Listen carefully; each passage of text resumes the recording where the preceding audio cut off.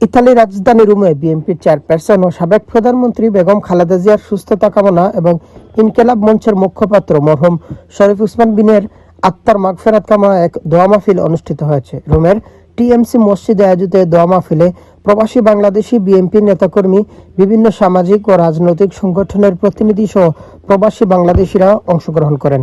অনুষ্ঠানের সার্বিক তত্ত্বাবধানে ছিলেন সিলেট বিভাগ জাতীয়তাবাদী ফোরামের সভাপতি আরমান উদ্দিন স্বপন ও সাধারণ সম্পাদক মুসলিম মিয়া। এ সময় আরও উপস্থিত ছিলেন সংগঠনের সম্মানিত উপদেষ্টা রানা খান ও মাসুদ মিয়া, ১ নং সদস্য আরিফ আহমেদ আরিফিন, সদস্য জাবেদ আহমেদ, সাবেক ১ নং সদস্য সাব্বির আহমেদ সহ অন্যান্য নেতৃবৃন্দ।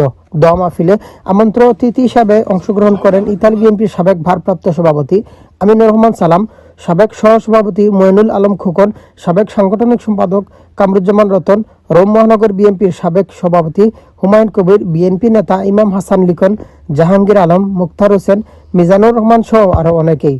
দোয়া মাহফিলে বক্তারা বেগম খালেদা জিয়ার দ্রুত সুস্থতা কামনা করেন এবং দেশ ও জাতির জন্য তার অবদান স্মরণ করেন। এ সময় তারা আরও বলেন, প্রবাস থেকেও দেশের সংকটময় সময়ে ঐক্যবদ্ধ থাকা জরুরি। তারা দেশ ও জাতির কল্যাণে সবাইকে নিজ নিজ অবস্থান থেকে দায়িত্বশীল ভূমিকা পালনের আহ্বান জানান। শেষে দেশ, জাতীয়, বিশ্ব মুসলিম উম্মার শান্তি, সমৃদ্ধি ও কল্যাণ কামনা করে বিশেষ দোয়া মুনাজাত করেন মসজিদের ইমাম হাফেজ আবুল কালাম। ইতালি থেকে মিনহাজ হোসেন।